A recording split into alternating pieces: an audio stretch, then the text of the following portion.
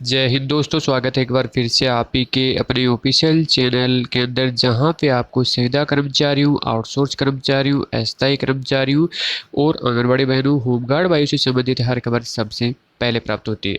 तो दोस्तों, हमारे चैनल पे आपको अगर खबर प्राप्त करनी है, चैनल के माध्यम से अच्छी खबरें प्राप्त करनी है, सच्ची खबरें प्राप्त करनी है, तो चैनल को सब्सक्राइब जरूर कर लीजिएगा और कमेंट करके आप जरूर बताएगा कि किस राज्य के आप संविदा कर्मचारी, अस्थायी कर्मचारी, आउटसोर्स कर्मी, आंगनबाड़ी बहनें, रसोईया या फिर होमगार्ड हो।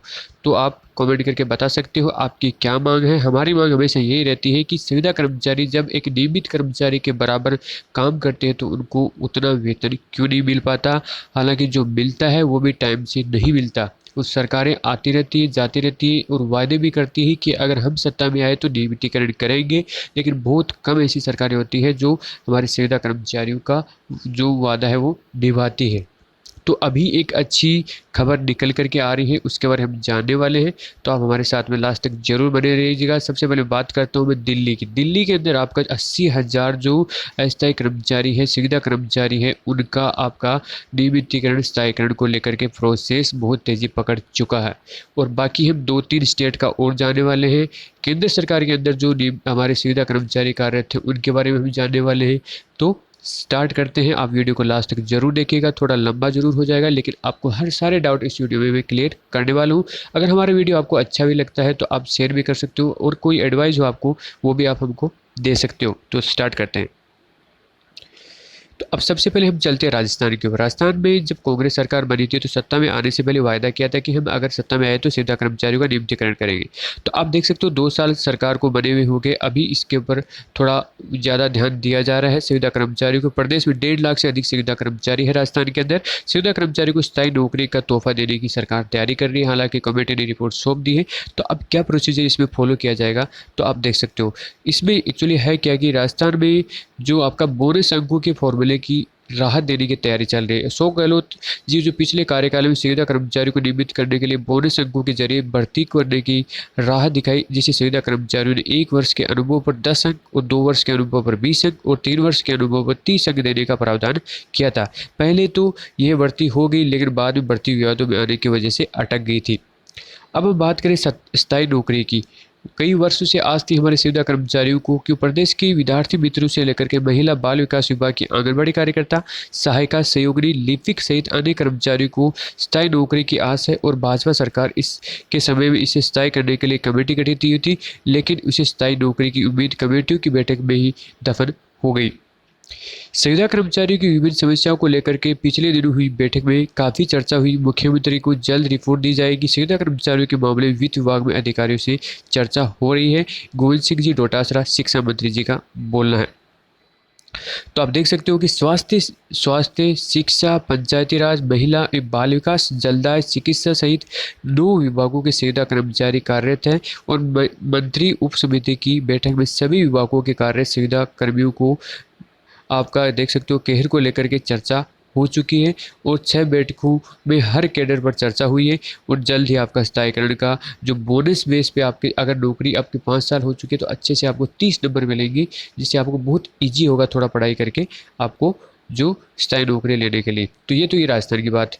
दिल्ली की बात में आपको बता दी। दूसरे हम चलते हैं स्टेट केंद्र सरकार के हमारे अस्थायी कर्मचारी हैं उनके बारे में बात कर लेते हैं। केंद्र सरकार ने अपने अस्थायी कर्मचारी को नियमित करने के लिए करने की तैयारी कर ली है, पर सरकारी सोच के अनुसार नियमितीकरण के लिए इन कर्मचारियों की कुछ शर्तें की योग्यताएं पूरी करनी होगी। सबसे पहले केंद्र सरकार ने जो काम कर रहे हैं, जिन विभागों में काम कर रहे हैं वो क्या उन्होंने क्या है, बार बार लेटर लिख के डीओपी को जो लेटर भेजते रहते हैं डीओपीटी को, जो डीओपीटी बोले तो department of personal training programme, उनको लेटर लिख के भेजते हैं कि हमारे अंडर जो कार्य कर रहे थे संविदा कर्मचारी वो अच्छे से काम कर रहे हैं, उनका हमें स्थायीकरण करना चाहिए। तो डीओपीटी ने बोला कि अगर कोई भी अस्थायी कर्मचारी आपका 10 साल की नौकरी उनकी हो गई हो और उसके ऊपर कोई भी आपका जैसे न्यायालय में मुद्दा हो नहीं हो, न्यायालय के अंदर उसके अंदर केस अगेंस्ट में जारी नहीं हुआ हो, उसका सारा बिहेवियर सब कुछ अच्छा हो, तो आप हमारे को उसका प्रोसीजर के लिए लेटर लिख सकते हो। हम उसके लिए नियमितीकरण के लिए प्रोसेस जल्द से जल्द कर देंगे। तो ये केंद्र सरकार की बात देख लेते हैं। सरकारी ऑर्डर के अनुसार कर्मियों को स्वीकृत पद पर अस्थायी रूप से काम करते हुए 10 साल हो गए हो और सीधी प्रक्रिया के जरिए विभाग में आया हो तो उसका केस अदालत में नहीं होना चाहिए। डीओपीडी के आदेश में अपने सभी मंत्रालयों विभागों में जारी किए।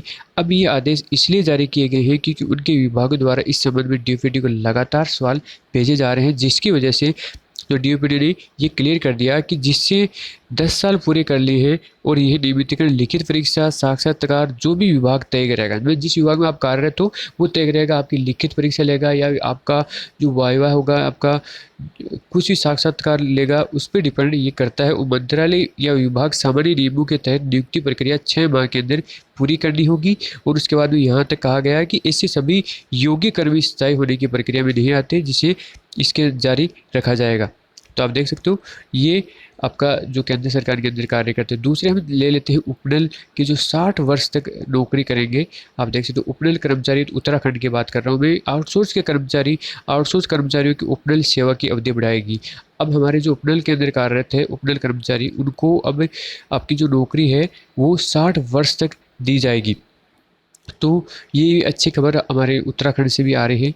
ओपनल के कर्मचारी अब 8 साल की उम्र तक नौकरी कर सकेंगे, 60 साल की नौकरी तक कर सकेंगे।